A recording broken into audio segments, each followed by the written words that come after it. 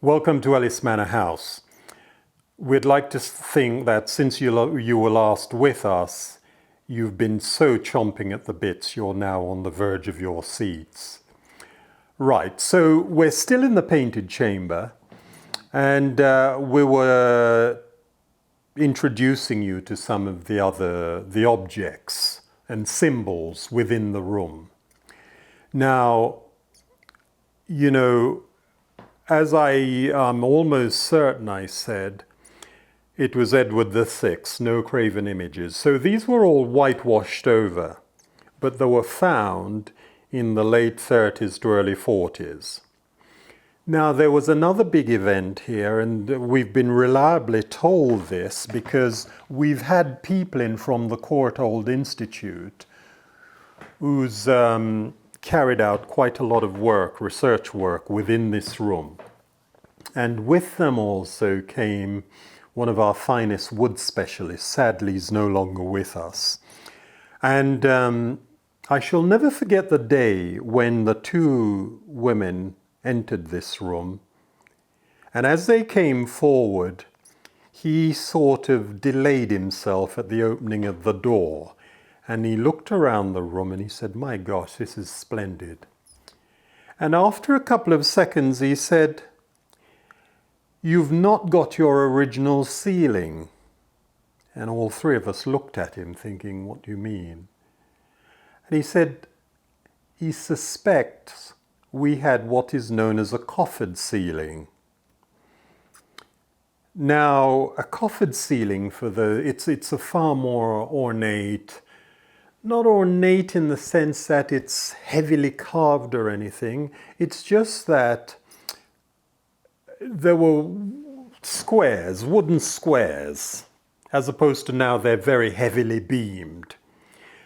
And the other very telling thing he said, he looked up and he looked over, he said, now the beam over on this side, they could not have moved. And you can see where they've cut off all the stops. And yes, you can see that. And that apparently results in us losing the frieze in places, putting in this inferior ceiling, because apparently the ceiling is not high status enough for the room. Now we can see other places, as in Petrarca's house in Padova in Italy. And yes, for those of you who are terribly clever, you'll probably think, does he mean Padua? It's just that I'm preferring the Italian pronunciation, Petrarca as opposed to Petrac, but there we are. So yes, it's where you are probably thinking, but it's just that I prefer the Italian pronunciations. Now, the banderole which goes around in the frieze, there are places we can, excuse me, we can see it in its entirety still. Now within those there were shields interdispersed. And the best of what's left is just over by the window, the corner, we can see a shield there. And it's got a cross on it. Now, what I can say to you categorically, it is not the George cross. When that's photographed, the cross actually comes out. We've got the red ochre, yellow ochre. The cross comes out a yellowish ochre, but more faded than the trees are. We did send that to the Ashmolean. There's a chap there, he's supposed to be in charge of all of our flags and banners in the country. So we thought it's a place to go because he would have some good idea of what it is. Sadly, that was not the case, so we are still researching this. And I have read some on it, and it appears that there were a small group of Italian crusaders. They may be the only group of crusaders that carried the yellow cross. But further work needs to be done, so I won't say that's categoric.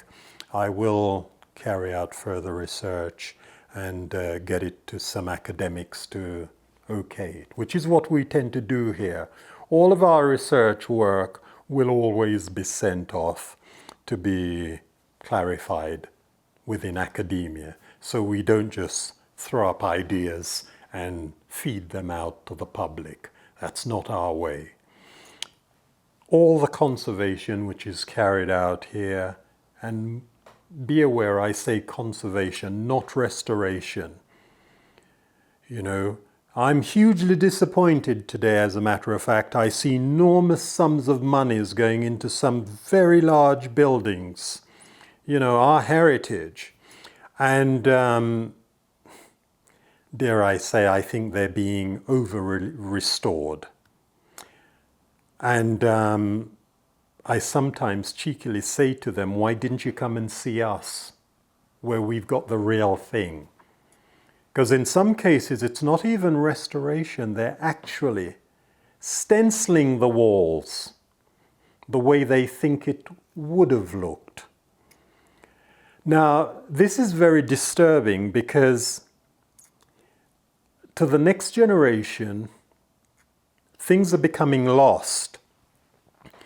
And in time to come, there's a detriment of us losing the integrity of our history. And that's why here we will only ever conserve. And there are people who come, you know, you can never please all the people all the time. We get people come here specifically for these wall paintings. And they'll say, oh, has anyone redrawn to see how they would have looked? And there are others who will say, oh my gosh, this is delightful. And I'm glad you've touched them so carefully, you've not mucked about with them. And then there are other people who, they're quite indifferent. But you know, it's very important to us to keep the integrity of this place. You will always get people, it's rather like someone will say, but why don't you write a book on this? And you spend all the time and you write a book and you say, oh look, I've written a book. And they take the book and they flick through it ever so quickly and they say, oh, there are no pictures. Now, those are the people, if they cannot use their imagination, then look. You cannot please them. Because the one thing we must never lose is our imagination. It's the same thing when we read a book. We gather a story. And it teaches us how to use that. We don't want to. We have electronic aids now that can actually assist us in this. So yes, it's costly, but we could have on the computer, someone could actually do a complete impression of how this room would have looked and go over all of the acanthus leaves, the banderole, the shields, and it could be recreated within the electronic medium. But at least we will not have sabotaged or sacrificed the integrity of what we have here, which is so important. And you know, that's what we aim to do, to keep this in its entirety. So, as we go forward on our voyage, yes, we will be looking at how we can have this on the computer. We have already done so, actually, in certain aspects. But to create something that, how the room would have looked in its day. And whilst we want to do this, and I don't want to bang on about monies and things like that, but we have to be realistic. It's a costly business.